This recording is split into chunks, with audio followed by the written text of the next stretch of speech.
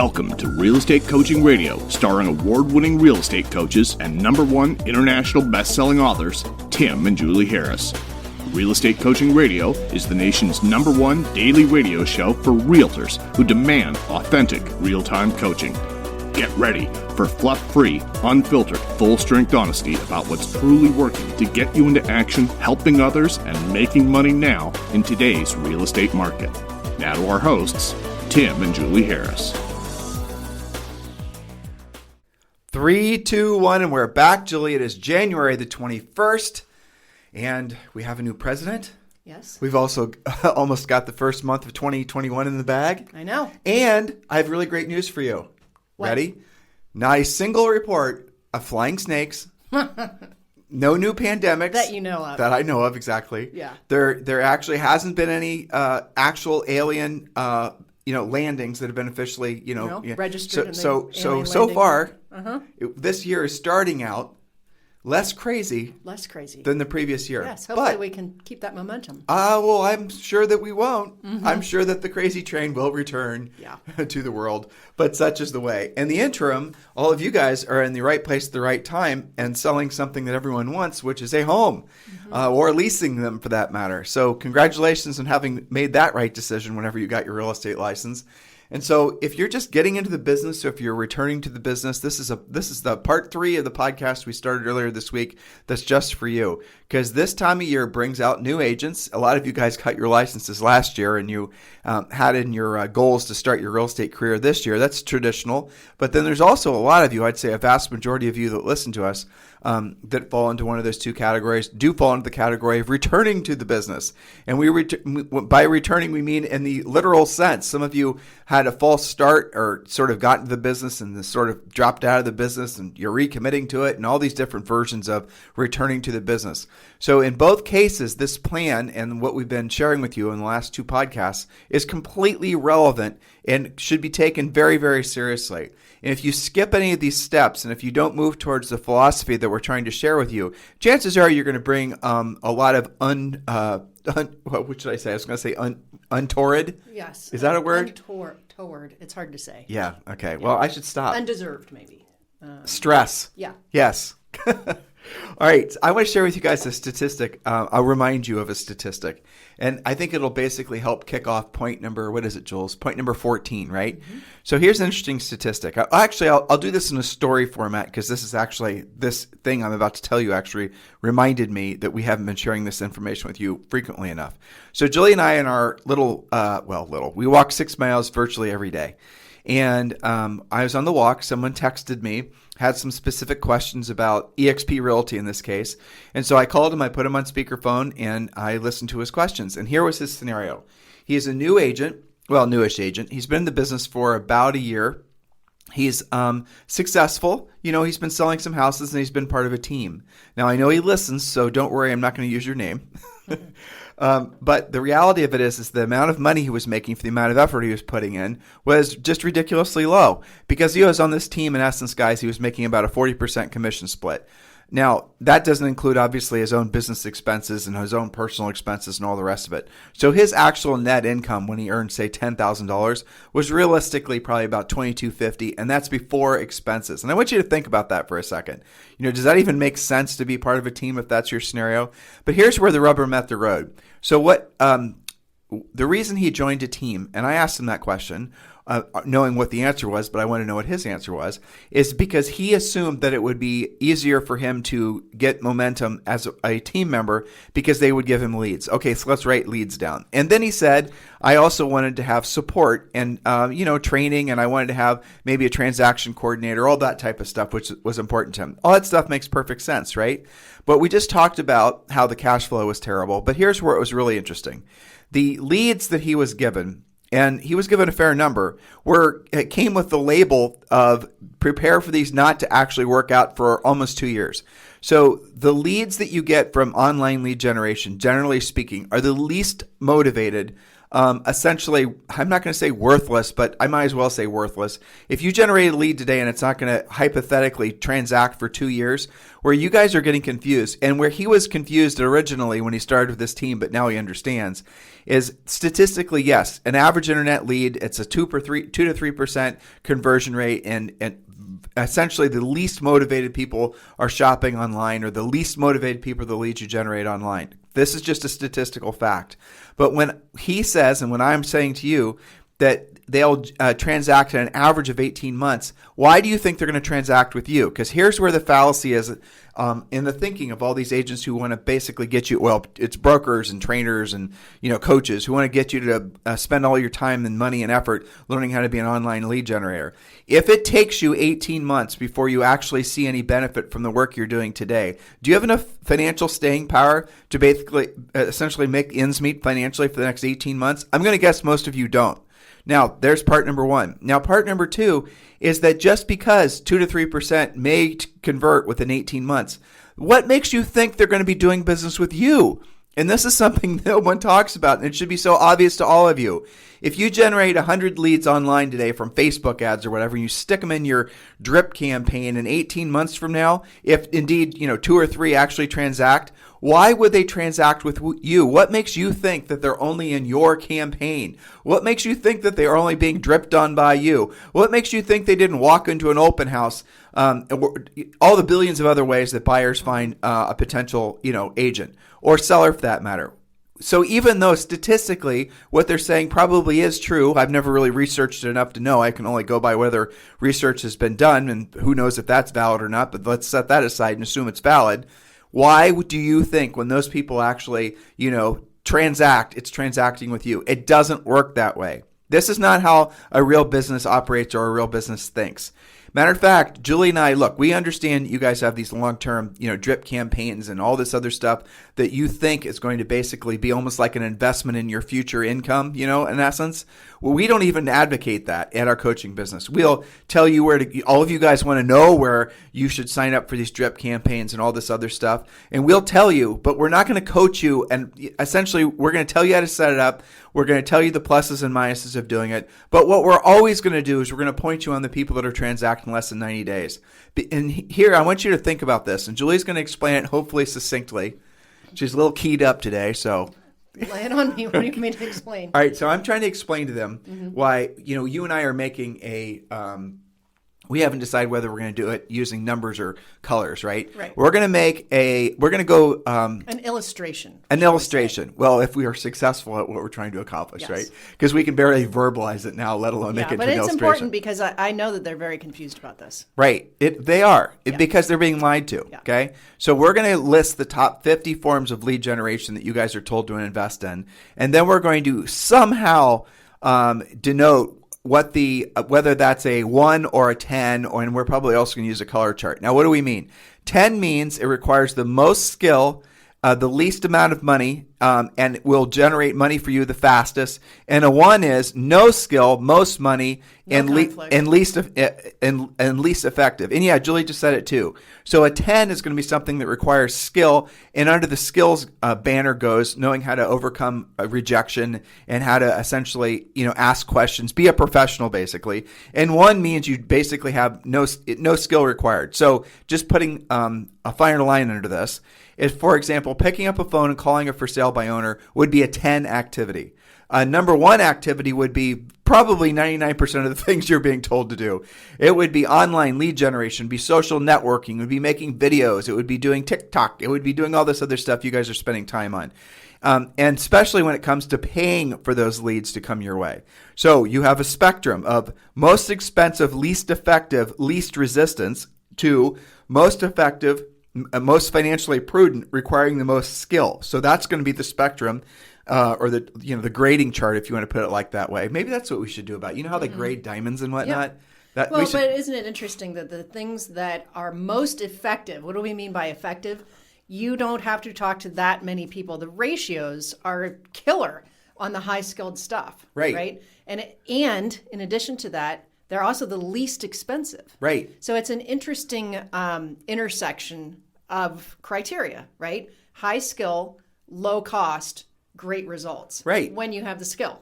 Well, Okay? but that is the bottom line. And that's the thing. And not every the recipe or the combination of things that we'll prescribe to you as a coaching client aren't going to be the same. If you're in a marketplace where there's nobody, for example, calling notice of defaults, and there's notice of defaults in even the best markets, well, guess what we're going to suggest you do? If there's no one working the probate leads, guess what we're going to suggest you do? If there's nobody working, you guys get the gist of it. So we're going to help you do some exploration into where the lead possibilities are, and then you learn the skill set. And I'm going to tell you something else. Again, you have to understand this is critical that you guys get this as new agents or returning agents. If you're going to be investing your time and especially your money into things that you can't ultimately control, you're always going to be out of control. And that includes and primarily of your finances. So if you're investing in things like, for example, any kind of digital advertising, social networking, any kind of paid lead advertising, anybody you're buying leads from, guys, look at the pain and suffering that all of these agents and brokers and teams are going to be going through, if not already going through, whose business was predicated on buying business from Zillow. Look at the pain and suffering these guys are going to be going through. Many of these agents and these teams especially, expansion teams and all this other stuff, their whole business model is predicated on buying leads. Now, some of them they buy from Zillow, some of them they buy through, big portals like KV Core, or, essentially they're using mechanisms. But at the end of the day, a credit card number is being exchanged for leads. And now what happens is the companies that they do business with that buy these leads from, Zillow being the obvious example, they change their rules. Or in Zillow's case, they decided to become your competitor, right? They remove all your some of you guys, one of our primary competitors had so much hype about building your Zillow reviews. That was going to be the best thing. And if you don't have a bunch of Zillow reviews, Julie and I did not tell any of you. Did you ever say anything about? Neither did I. None of our coaches, none of our staff, we never told you to get Zillow reviews. Why you'd want to have what was at the time, what we thought was going to be a competitor for you, essentially being your gateway for information for your clients, was insanity. So we never told you to invest in Zillow reviews. And guess what? I don't mean to sound boastful, but we are absolutely right. Because now what's Zillow doing? They're removing your sales data. They're removing your reviews. They're going to basically make it so all your past efforts are worth crap. And what they've done, and you can read this Inman article about this, is they're making it so that in the markets where they have iBuyer brokerages, right, where they have their Zillow offers and they're essentially opening up competing brokerages to you, they're making it so that your sales data is appearing, your name is appearing, but your sales data is not appearing. So if a consumer is going to Zillow and they're trying to search for sales data and you happen to be, you through blood, sweat, and tears and probably money were building your Zillow reviews, and now your Zillow reviews have disappeared, but your name is still up there, and under numbers of homes sold, it shows 0. What do you think that's going to do in the eyes of the consumer? How do you look in that scenario? Pretty damn bad, right? Yeah, and let me clarify. It's not that we're against reviews, because we do coach you to get Google reviews and things like that are searchable. It's specifically Zillow because they are now your competitor. It's called Zillow Homes. This is not coming in the future. Here's how they should do reviews. Yeah. And this is very simple. And we taught them back when there was flip phones to do this, I just wanted to clarify that it's specific. But you guys, what you should be doing is you should be getting reviews. You should be getting little short video reviews, and you should be putting them on YouTube. And then you should put them on, if we do suggest you have a business Facebook page. It's free. You get the recurring theme with Tim and Julie Harris. They want you to spend as little money as possible so you can make as much profit as possible. So do the free, social pages, set up profiles on there, and just chock them full of reviews and, basically stuff that makes you look good. So when someone does a search for you, they're going to find your profile on LinkedIn. They're going to find your profile on Facebook. They're going to find your profiles on some of these other sites, Etsy and whatnot. Those are all good places to have profiles. By profile, I just mean your picture, your contact information, some feel-good quotes and whatever. And if you want to auto-feed all those different social networking sites, motivational quotes or whatever, go for it. But that's the extent of which most of you should be investing in social networking. Because beyond that, it is on the spectrum of least resistance, most money. And by the way, inside money goes also time spent, right? Well, stop there for a second. Yes, because ma'am. There's another thing I think that they don't necessarily understand that we might be assuming that they do. You started the top of this podcast talking about the ratio of conversion on internet leads being 2 to 3%. Garbage. But what does that actually mean? Okay, that means out of 100 internet leads, only 2 or 3 will actually transact. But And almost 2 years. After nearly 2 years, Right. only 2 or 3 out of 100, that's where the 2 to 3% conversion that we're talking about means. And it doesn't necessarily mean, to your point, that they'll even transact with you. Okay. Right. All 3 of them might do new construction. You'll never hear from them again. Okay? Well, exactly. And so I just want to make sure that they get that. And meanwhile, to your point, that it's not just the money, it's also your time. Somehow you got all 100 of those internet leads into your drip system, and maybe you called some of them, but how do you even know who those 2 to 3 people are that are going to convert? See, this model is just full of problems beginning to end. You know as well as I do that 9 people out of 10 listening to us right now, that especially those returning to business, that went to see one of these fake gurus who told them to basically build these complicated funnels and systems of drip campaigns, never called them. No, definitely. The only time they picked up a phone to call any of them would be in a form of lead follow-up, which is prospecting technically. And that's okay. And that's okay. That's a little bit different. That's maybe a better lead. But no one's teaching them how to pick up the phone and be proactive. So we don't even get to the part where maybe they're not transacting with you because you don't even know who the 2 to 3 people are because you never call them. Oh, hold on, Julie. I've got a system in the back end that tells me whether they're opening emails and whatnot, and whether they're paying attention. Are you still not calling them? Yeah, well, that's the whole thing, guys. And again, why are you thinking that this doesn't even make sense if you're... Most of you, 99% of you, do not come to real estate with a bucket of money or previous business experience, let alone sales experience. And so you fall into the sticky spider webs of these people selling you gimmicks. They're selling you things that you will buy because the things they're selling to you require no skill and will make you feel good, make you do as Julie and I call it work theater, where you'll act like you're working, where you actually create a schedule around how many social networking posts you're putting up, opposed to how many contacts you're making. So here's just here's a takeaway. There's Julie and I can vamp on this forever, obviously, because it's something that frankly really, really gets us going, because so many people out there with great potential, real estate folks getting, you guys, new licensees are returning. Anyone listening to us right now, you guys are having your potential sucked out of you because you're listening to the wrong people. And it's not just Julie and I that are saying this. There's other great people out there too, not in the real estate training industry. There's a guy named Jed Blunt who wrote Fanatical Prospecting, a friend of ours we've had on our podcast. Listen to some of these other people. They're telling you the truth. And so I do want to sort of round the bend before we get to our last 3 points. And I want to share with you guys a concept. And this has been around since the 80s, but I think it's incredibly valid. You can build your real estate practice as essentially a prospecting based business with marketing backup, essentially, or you can do it marketing based business with prospecting backup. So it's sometimes said, prospecting based marketing enhanced, or marketing based and prospecting enhanced. Well, here's the difference, and here's the path that most of you will follow, because again, it requires no skill. And because there's no resistance, and you won't ever hear the no when you're doing the marketing with the prospecting base. When you do the prospecting based business marketing enhanced model that we've always advocated, you will probably never really want to do the marketing, because you will learn how to generate your own business, and you will have a very high margin business. When you're making all kinds of profit from your real estate practice and you're not spending money to generate the leads, and again, you're making huge margins. You make $10,000, you keep $8,500, something like that. Versus if you're a marketing-based business, you make $10,000, you keep $1,500. You guys get the difference here? This is really how it works in the real world. So you're going to be generating lots of money in profit. And then you're going to trip over some marketing idea that somebody's doing, and maybe it gets your ego going, and you're thinking, well, I need to do that too. But then you're going to hopefully be smart enough to do the math, and you're going to realize that, if the whole point of doing this marketing thing is to generate more, say, listings, I already know how to generate listings. I don't have to go out there and play work theater and buy listings. I certainly don't need to spend what would have been my profit on these gimmicky ideas, so I'm not going to even do it. That's what happens when you have a prospecting-based business. You don't get seduced by the marketing. Now, if you do want to do the marketing and you do want to meander into the social stuff, for God's sake, guys, don't be spending money on this stuff, because ultimately the money's to be made doing the prospecting or proactive lead generation, and that's where you essentially are. It's you and your skills and your ability and your dedication to doing what you don't want to do, and you don't want to do at the highest level. That's right. And our most successful coaching clients presently and over the years have led with prospecting and enhanced with marketing. Let me give you a quick example.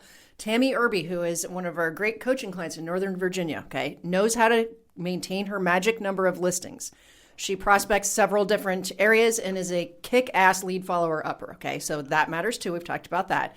But what is the media? What is the social stuff she does? It's all in support of those listings. Okay, so putting videos online on social media and YouTube of featuring her listings, which generates business to come to her. So she's using she's leading with the prospecting that got her the listing in the first place, backing it up with whatever she posts has something to do with the listing. And then she also does posts about buyers, wanted your home for a well-qualified So let's buyers. explain that, though, because, again, we have to remember we're talking this, and right now this series is for, so what she's doing, actually, is she's validating to the seller that she's actually doing something to get the house sold. Exactly. That's number one. And number two, what she's doing is she's validating and proving to future sellers that she actually does more than the average agent does to get the house sold. Her social media, it sounds like, is focused on promoting the listing for the sake of making the sale the house sell easier, faster, for the most money with the least amount of hassle to the seller. That's smart.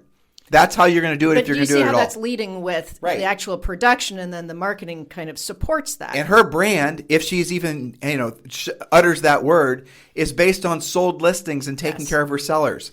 And you guys are being conned into believing you have to be social networking influencer types and the business will follow. It doesn't work that way in anything. She gets the calls because she has the catnip. She's got the listings that they want. Exactly. And she's enhancing it, and like it's we so said. much easier. And you know what her net is? Her net is like 85%. Exactly. It's unbelievable.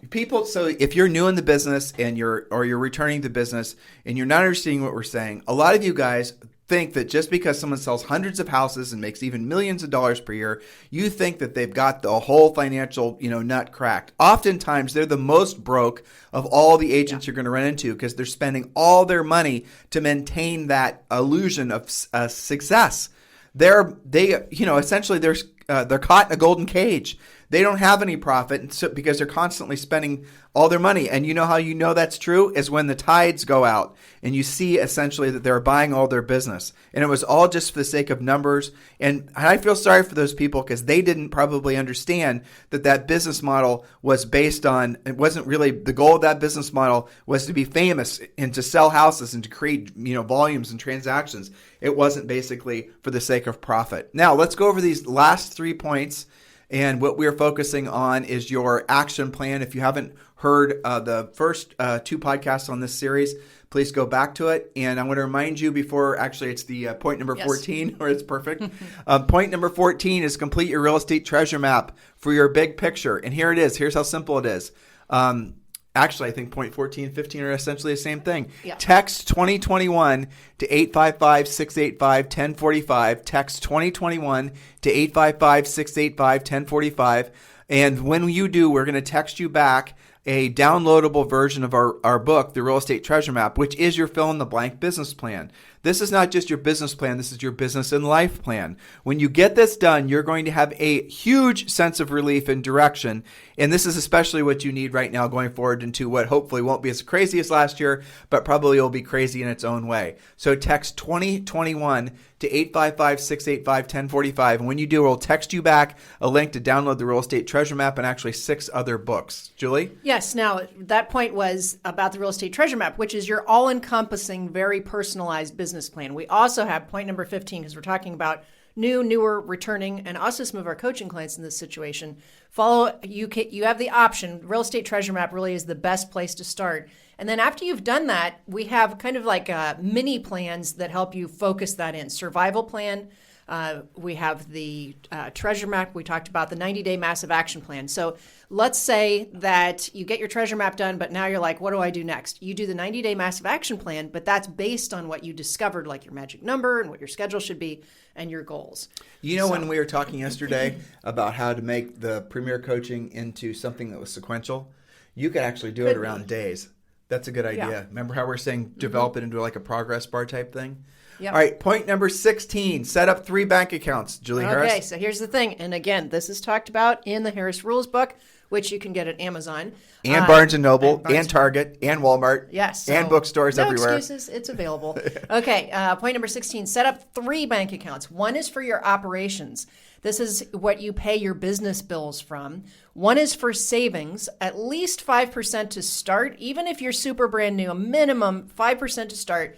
And then another one for taxes, for most of you, at least 20% off of every check. So remember that just to start out, 25% of your net commission is set aside for taxes and savings. So, that goes right back to your conversation about net, right? You better have a high enough net. Otherwise, you're going to end up with not much left. Now, here's why this is really important. Most agents, after they've been in the business for a year, will have their scrapes and their bruises and their successes and their victory stories and all that. But what almost all of them will have is tax debt. Oh, yeah. So you've got to be taking what we just said seriously and setting up your accounts and managing your money correctly from day one.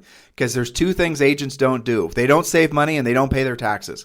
So, by the way, this is the perfect solution for that is eXp Realty. Because what eXp Realty does is definitely creates frankly, guys, it creates so many different pathways for you to build success, for you to build wealth. That's like nothing I've ever seen before. I'd love to share with you why Julie and I are advocating on behalf of eXp Realty, why Julie put her real estate license with eXp Realty, and why we'd love to sponsor you at eXp Realty. And by the way, today, eXp Realty stock, what is it right now? 97.06. 97.06. That's amazing. It's traded on NASDAQ, right? And this stock started at the beginning of last year at like $6 or $8. $6.50. Yeah, there you go. So this is a company that is breaking all the rules, that's international, that's something you really want to be part of. Everyone's talking about eXp Realty. It's all over the press. It's supposedly one of the 5 top stocks to buy. And according to NASDAQ, all these different things that are going on in the marketplace. Pay attention to it, guys. This company would be owned by you if you are part of the company. eXp Realty is owned by the agents. eXp Realty shares revenue. You can create many, many different streams of income for yourself in addition to selling houses. So during what we feel is going to be the next, we think this is going to be the biggest real estate boom in the history of real estate booms because all the winds are at our back. Even if there is a recession, we still think real estate is going to be the safe harbor in anticipation of inflation. And as long as the interest rates stay low, there's really nothing to create a headwind. So do the smart thing. And if you're ready to join eXp Realty, text me directly 512-758-0206. Text me directly, 512-758-0206. And let's talk about you being part of Julie and I's eXp Realty family. All right, so here are the rules for the plan. To finish up today's points, Julie, you want to go through just right? Yeah, let's go through these. It's only 5 points. We can do these. Ready? Okay. These are easy. Yep. Point number 1, don't skip steps. So go back and listen to all the previous 16 steps. I just summarized it. Point number 2, Julie.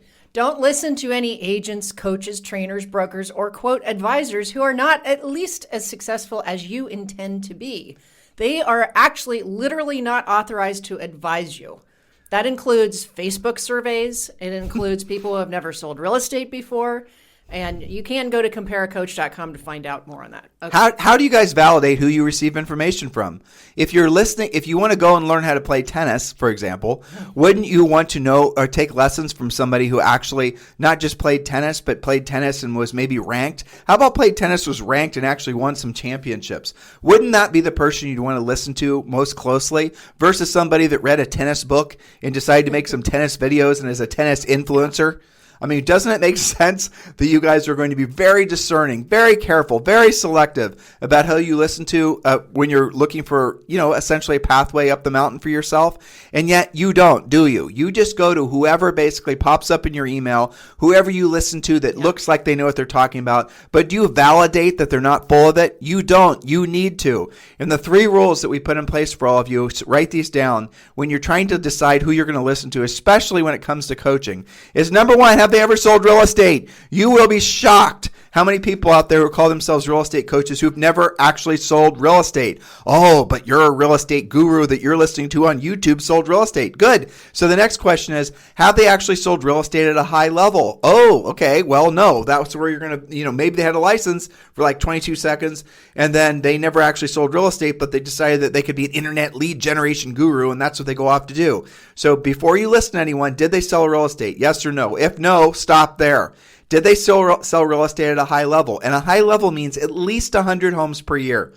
If they didn't, then you're done. You don't listen to them anymore because they don't know what they're talking about. Not to the point where you should essentially place your bets on that person. Number 3, did they sell real estate at a high level, at least 100 homes per year for at least, say, for example, 5 years in a row. Because it's possible that somebody got into the business and their Uncle Bob, who's a builder, listed a subdivision with them. And it's possible that they sold 100 homes, but they didn't really, that's not real, is it? No. And there's also a lot of investor flipper types that are dabbling in coaching, so that doesn't count either. Exactly. So start being really particular about who you listen to and get in the habit. Look, you guys can take in the information, but I've just given you 3 filters. Did this person sell real estate? Yes or no? Did this person sell at least 100 homes per year? Yes or no? Did this person sell at least 100 homes per year for at least 5 years in a row? Yes or no? If they didn't, hit the eject button. You can do better. Next point, Julie. Okay, so next point is number 3. Do take massive action daily. Spend 75% of your day in lead generation, 10% on education, and 15% on actual appointments. Most agents spend the majority of their day getting ready to get started to possibly take action at a later date if the mood hits them. I'm going to drill down on that. Okay. 75% of most agents' day is spent on chasing shiny objects. Yes. For sure. Or spent on nothing related to business. Right. Well, they think it's work theater is what we call it, right? Yeah. Looks like work. Right. But they're not really doing anything. No. Actually, it's probably worse than that. It's probably worse than that. Yeah. They spend all their time listening and doing all this silly stuff, but they're not actually. Guys, here's the real test of whether or not you worked yesterday. Are you ready? Mm-hmm. Did you put yourself in a position to hear the word no at least 5 times? And I'm not saying no from your kid, because Zoe says no to us 1,000 times a day. Before 9. Not from your dog, or from your spouse or your partner or whatever. No from a seller, or no from a buyer, but a seller specifically. Did you actually put yourself in the position where you would actually have someone say potentially no to you? If you didn't, you didn't work yesterday. Jeb Blunt makes a big point about this in his book, Fanatical Prospecting, because he studies successful salespeople, on not just in real estate, but sales in general. And he says that the top 1 or 2% of salespeople have more than 140% more contact day to day. They make 140% more time on the phone, more calls, more contacts, more conversations. So it just makes sense that they would be at the top. Well, I was listening to something on Clubhouse, an app which actually I'm really enjoying. I think it's really cool where that technology could go. And one of the gals presenting was the #1 female private jet salesperson in the world. That's awesome. Right? And I was loving what she was saying because she was saying the truth. Where does she spend all of her time? On the phone. Yeah, connecting people and doing her job. And there are other top sales. Matter of fact, I think Glenn Sanford was on this actual Clubhouse, and the other people were saying all the same thing. You're spending the time on the phone when you're in sales, talking to people that actually might do business with you. So the idea of saying I did not work unless I would put myself in a position to hear no at least 5 times a day, that cuts through all kinds of BS, doesn't it? Mm-hmm. I mean, it does. When you're doing a YouTube video, or you're doing a TikTok video, or you're doing all these other silly things that people tell you to do, or you're doing a pop by, you're not even remotely putting yourself in a position to hear no, which means you're not even remotely going towards or a potential sale. Because by hearing no, you're going to be talking to people that are actually in the market. You're not going to people in the market. You're trying to speak to people that might someday, hopefully, maybe transact with you. Yeah, low on our chart. Stop doing that. It's what makes you broke. All right, point number 4, don't spend money you don't have. Make the pledge to keep unnecessary, unproven, speculative items off your credit cards. We talked about this, most notably buying leads, branding, marketing, farming, all of those things. Don't spend the money that you don't have. You don't need to do that. Hold on, Julie. I went to a seminar and they told me I need to basically start working on my brand and I need to work on my farming. Yeah, and what's your budget for that? I need to be a farmer. Well, I need to mail, and I did choose my neighborhood of 500 homes. I need to mail them a direct postcard twice a month. And that's the only, and I need to work on it so that, I'm going to have the dominant, mind share. And when they think of me, they're going to think of real estate. And because I'm going to mail them postcards and I'm going to just keep on hammering them with my messages of me and my, pretty family and my pretty dog. And you do realize that it has about a 1% return after you've done it for about 8 months, times the amount of money it's going to cost you to do that, if it works at all. So how much, what are you prepared to, how long can you wait?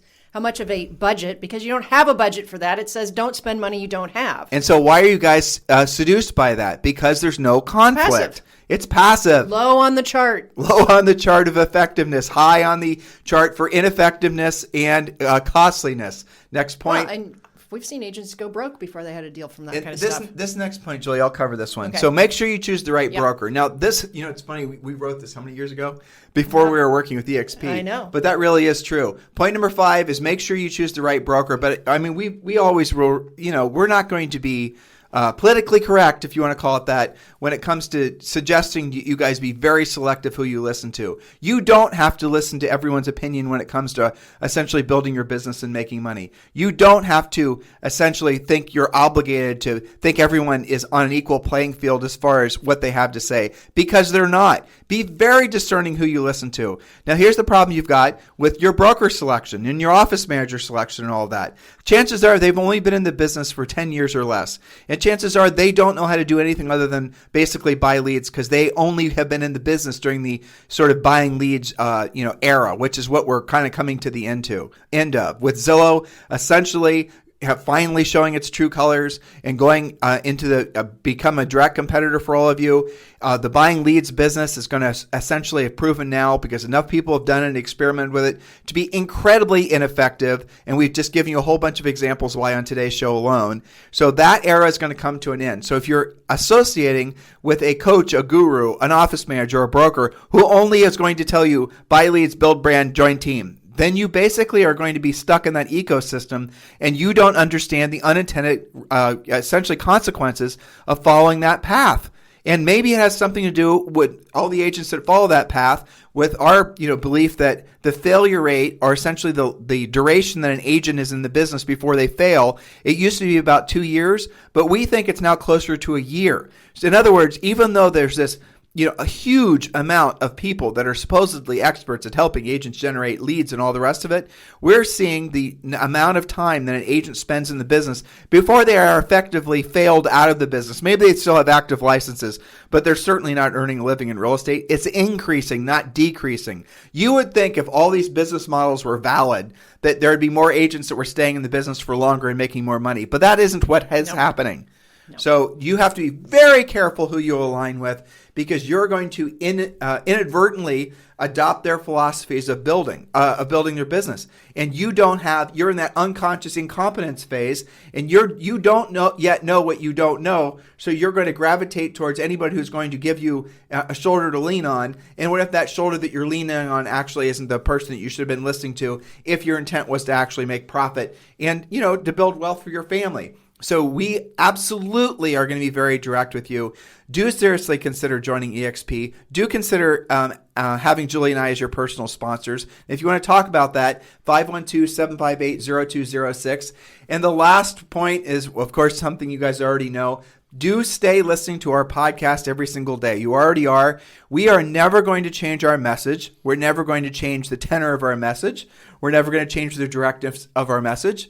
We're never going to placate an advertiser or a marketing partner, for the sake of basically getting their money. We're never going to do that. We're not going to compromise what we do or how we do it, because you guys you're our people. When, we always preach to you guys to be of service to other people. You're the people that we choose to be of service to. Anything you want to say about that, Jules? Yeah, well, I was just thinking about, that's one of the reasons why we like EXP, is because it is the most agent-centric, agent-owned business, and we're agent-centric. Everything we bring to you every day is to bring you more success faster, to save you from some of the painful learning curves that some of your colleagues have experienced and that we certainly did, and to get you to the finish line faster so that you can actually not just set goals but achieve your goals.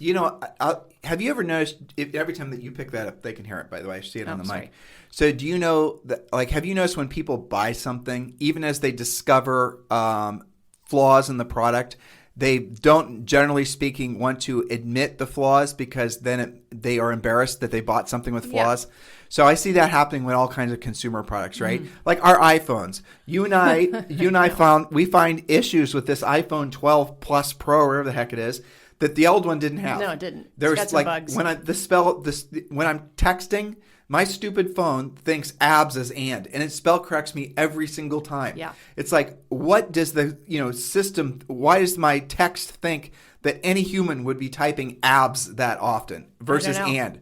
I don't know. It's just dumb. But you're right. Because we're generally a fan of iPhone and Apple. You're not going to go out and you're not going to say crap about it. No. And so people, once they make a buying decision, generally speaking, won't then say the bad things about the whatever that they purchased. Unless they're really bad, but yes. Yeah, but you get the point. Yeah, sure. And so that's what happens. That's confirmation bias, right? You're confirming your own bias because it was your decision. Right. It's your ego that's going to have to take a hit if you admit that the decision you made was bad. I know. And that's the reason a lot of these people, when they align themselves with some of these gimmicks that are out there in the marketplace, the agents aren't going to say, I just signed up for, XYZ coaching company. Yeah. And they told me to do all this social networking and all this fanciful stuff. Well, they want to believe that it's going to work. And you're right. And then because what will happen ultimately is they're afraid of the criticism. Because some of these ideas and these prevailing, concepts, they become almost like religion. So if you go on, and I know because we get these arrows too. So if you sign up for, some fairy tale based coaching program, and then you essentially are following all those,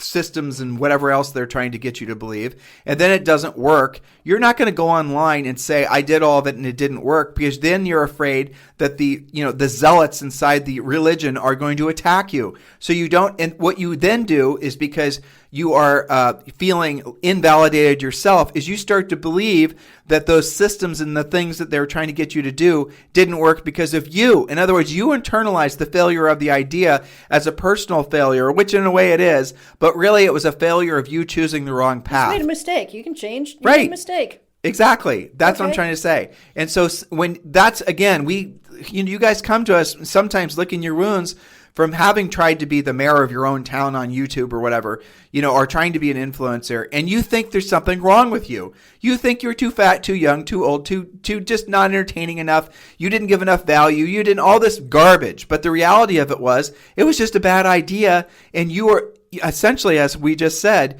you are unconsciously incompetent. In other words, you didn't have the filters to run the idea through to know it was an idea you should have been chasing in the first place. Does this make sense, Julie? Absolutely, it does. So trust us. I mean, what else? Really? What else can I say? Yeah, that's it. I mean, guys, look, intuitively when Julie and I say something and you're listening to what we're saying, We've got your back, okay? We're not, look, did we try to sell you a single thing? Well, I suppose we did, right? But the reality of it is what we're telling you to do does require skill, but it is something that you will then have a real business to base it around. You'll have real profit. We want you to be in this business for years, for decades, for like lots of decades. I received a great text from a gal named Beata that I coached 20 years ago. How about that? And it makes me feel fantastic that she remembers some of the things that we talked about on those coaching calls. I have to tell you guys, when you have those experiences from your past real estate clients, and then you're going to realize that you built, well, I'll tell you what I told her. It made me feel really good that I was able to help her 2 decades ago. And it also made me feel really old because I've been coaching for 2 decades. Right. Those two thoughts. That's a lot of calls. That is a lot of calls. Yes. But anyway, so you guys, listen, stay true, stay drilled down. This could be your best year ever. It should be your best year ever. Do feel free to reach out to me directly if I can help you in any way at 512-758-0206. In the meantime, you have a fantastic day. We'll talk with you on the show tomorrow. This program has been a presentation by Tim and Julie Harris, Real Estate Coaching. For more information on our real estate coaching and training programs, visit our website at timandjulieharris.com. Remember to tune in weekdays at noon for upcoming shows. And until next time, thank you for listening to Real Estate Coaching Radio with Tim and Julie Harris. This podcast is a part of the C-Suite Radio Network. For more top business podcasts, visit c-suiteradio.com.